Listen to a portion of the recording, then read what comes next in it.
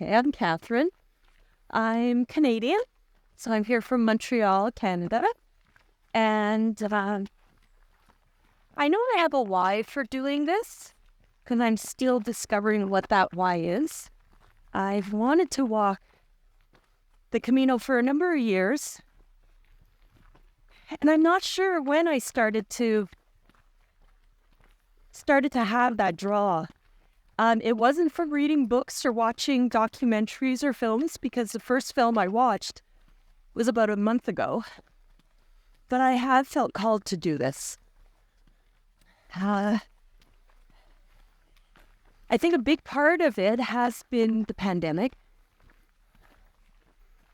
And as I said, working on the front lines as a nurse, I saw more than I would have liked to, both from the hospital system and the general public. I felt there was such a divide, and that saddened me.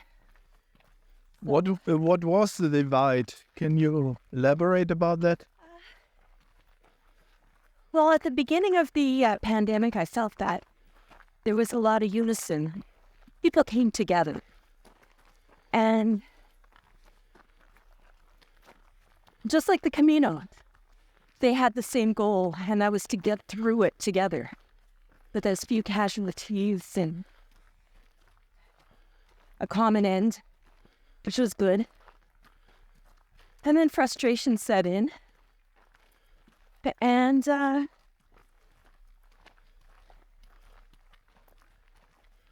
didn't feel like there was a lot of support as a healthcare worker towards the end from the general public.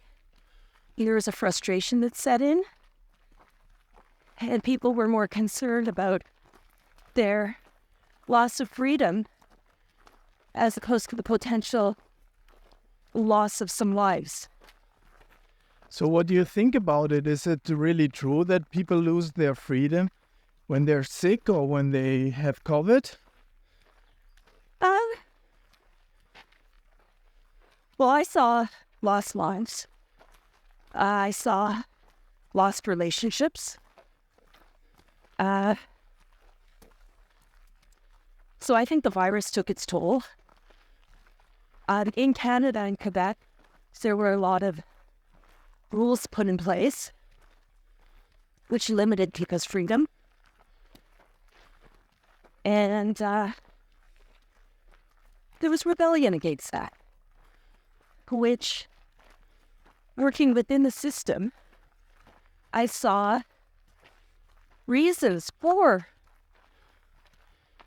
some of the shutdowns, because our system's on the brink of collapse. And you were like in the middle of it in a way, or not? Yes. How could you cope? I think that healthcare workers just coped on adrenaline. Adrenaline, a sense of Urgency? urgency, and for myself, at least I felt like I could do something. And I had a focus. I guess you did. I was living that moment. Yeah. I guess you did some stuff, right? How many hours did you work? Well, in the beginning, it was an average of 16 hours a day. Right at the beginning, it was 4 or 5, 6 days a week of those types of hours. And then it calmed. But it was a lot of overtime, a lot of extra shifts, because nurses were getting sick as well. Oh, So yes. Did you care different for the nurses than for the customers coming? Did you feel more for them, or? no, I really felt for our clientele. I was working at the height of it. I was working in a long-term care residence with seniors who were cut off from their families during that time. Yeah. because their families couldn't come in to visit. And we became their family. Right. So I definitely had a sense of purpose. And as I said in the beginning, felt that the general public was very supportive. So did you have a feeling that they really were like your family in a way? Yes. Yes. He's cared for them like family. Yes, you did. And let's change subject. Sure. Let's talk about what's your opinion about spirituality? Well, I was brought up Roman Catholic. I was actually baptized Ukrainian Catholic, but was brought up Roman Catholic. Brought my children up going to church as well, but I didn't really focus on the dogma and doctrine of the institution. I brought them up with a sense of community and hoping that they'd embrace that common thread of love that weaves itself through all religions. So when it comes to religion itself, I differentiate between the institution of the church and churches and that spiritual thread. What can people do to learn about love?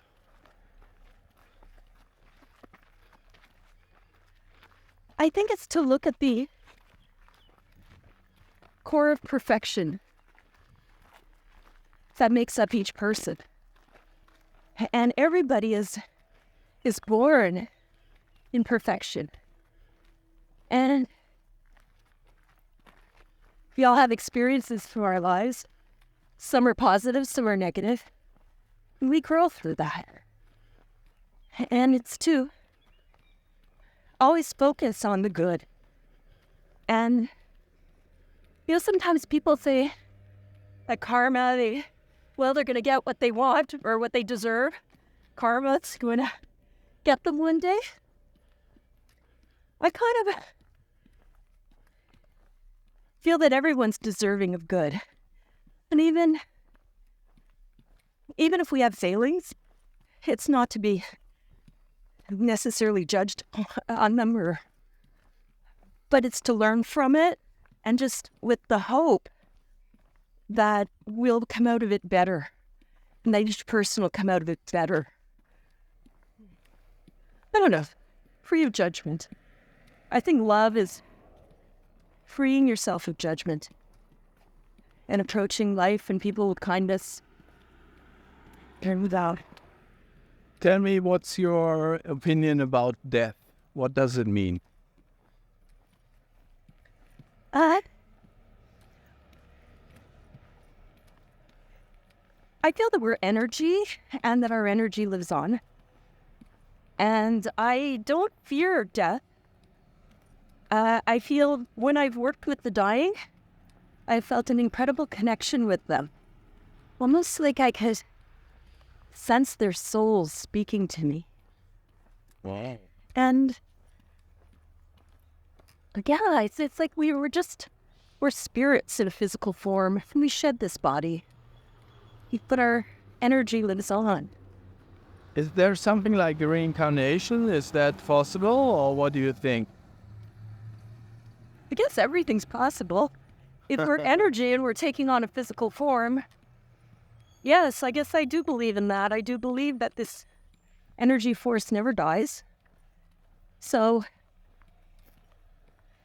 I guess some of these answers are never going to be answered, but do they have to be answered? I don't feel they need to be answered, and I'm willing to live with the mystery of the world. Oh, that sounds good. Yes, absolutely. Because maybe there is no real answer because no one had been on the other side so far. And do we need... Some people say, well, we're not sure about that, no, like near-death experiences. Tell me something about suffering. What is your take on suffering? In the moment of suffering, or once that suffering has... I'm more. I mean, everyone's kind of suffering, but I am interested about like how can people cope with it, and how can people go through the suffering in a way.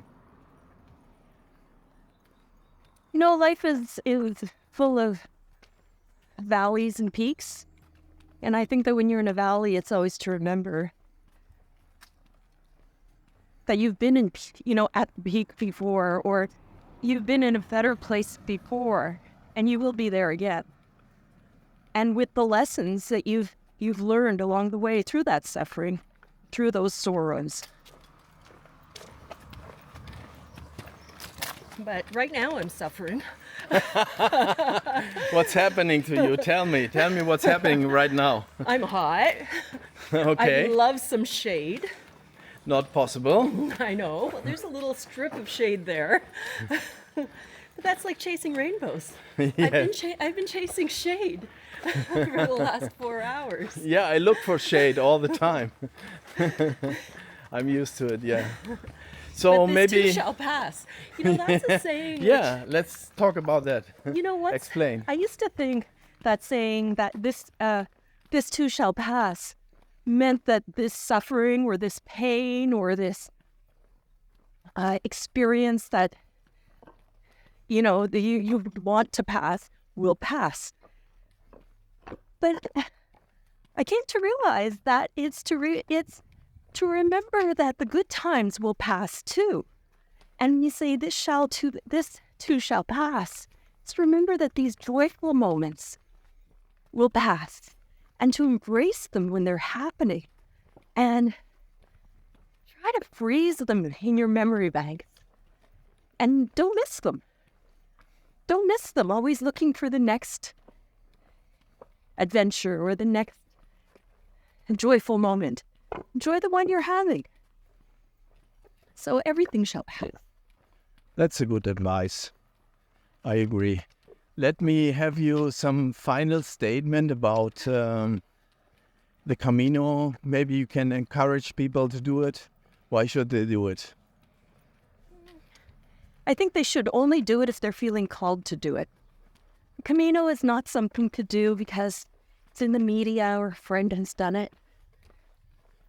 If you have that little seed within you that's growing that says, wow, I want to discover what the Camino has to teach me, then do it.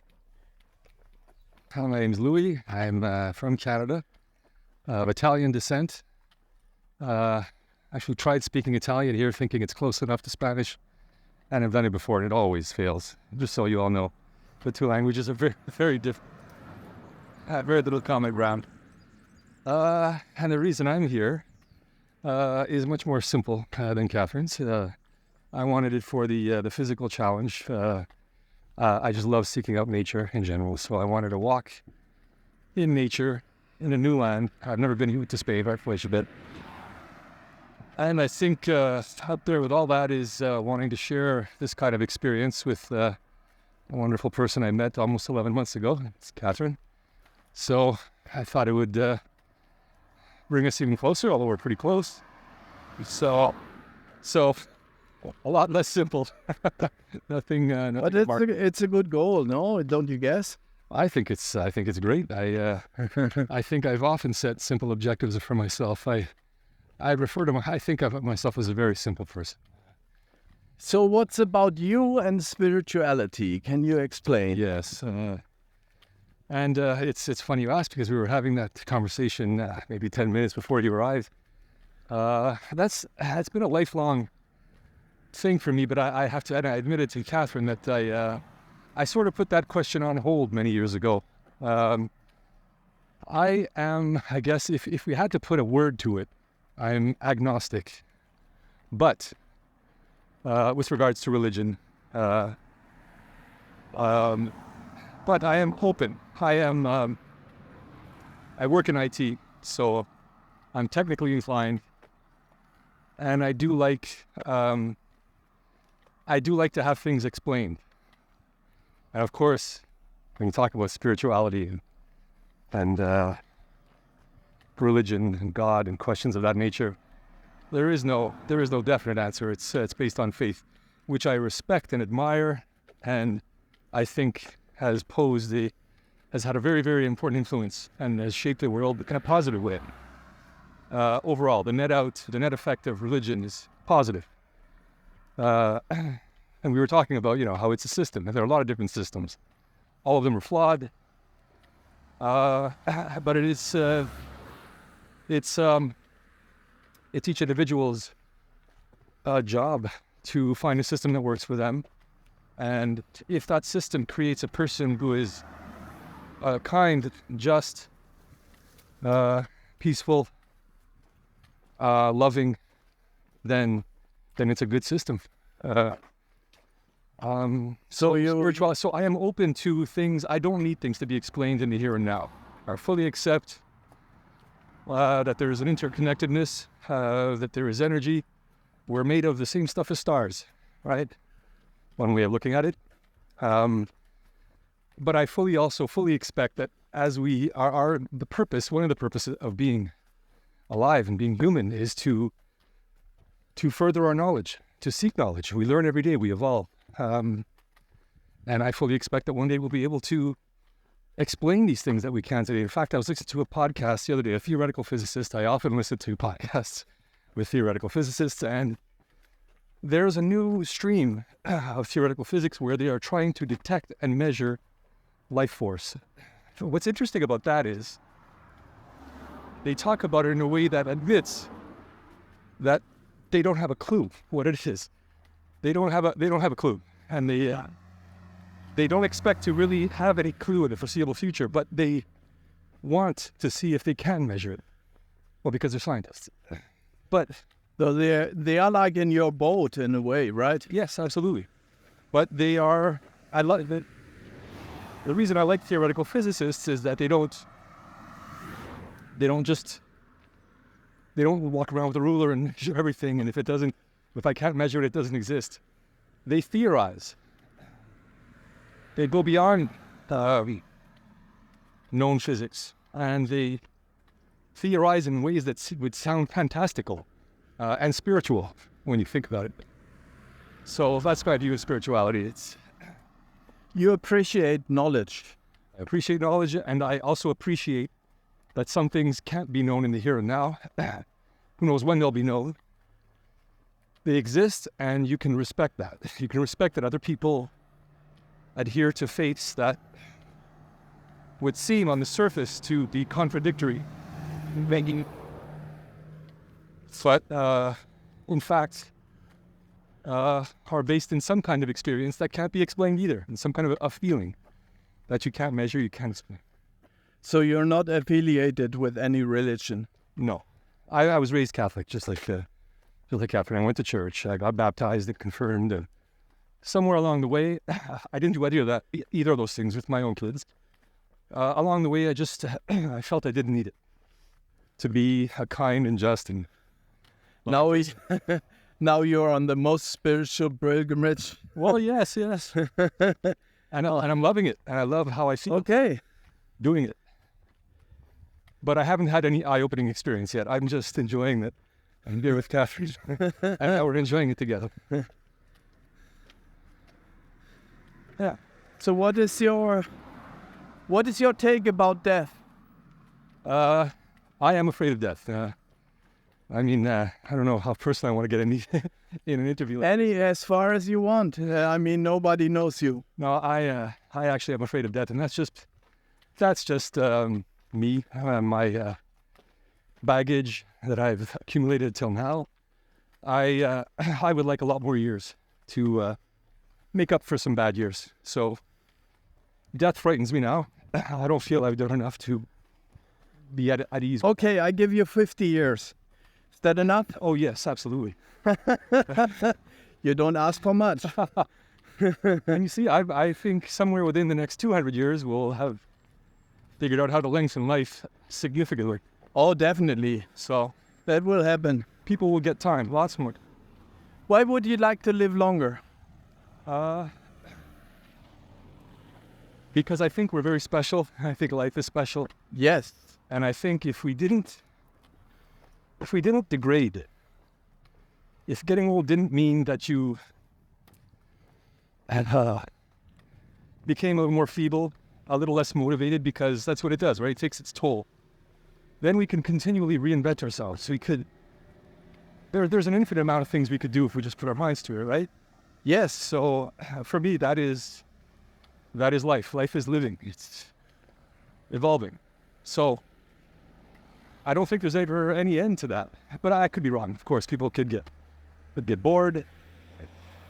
But again, that's an individual thing, right? But it would be really wonderful if everybody lived forever. What happens to you if you die? What is happening afterwards? Well, my current opinion is most likely you expire, your body decays, and you become a memory. Eventually, a very distant memory. A memory of whom? 1 or 2 generations of your family, unless you've made some kind of extraordinary mark in the world. That's about it. You play your role in life, and then you're gone. But I am open to the idea that we are more than the sum of our parts, and that there may be something that persists afterwards. So you don't believe in reincarnation? Oh, I don't know. That would be wonderful. Because it would be great if we came into this world with, and of course we do, just like animals have some kind of, what's the word I'm looking for? Sort of learned, unlearned behavior, instinct. We're born with something, right? But I feel we're made, not born. But it would be wonderful if we came into this world with a lot more knowledge than we already have.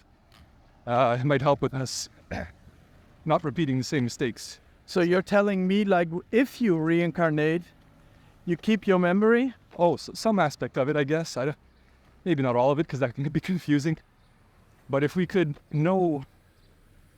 be better at judging right from wrong, if we could be better at loving other people, for that, more Camino.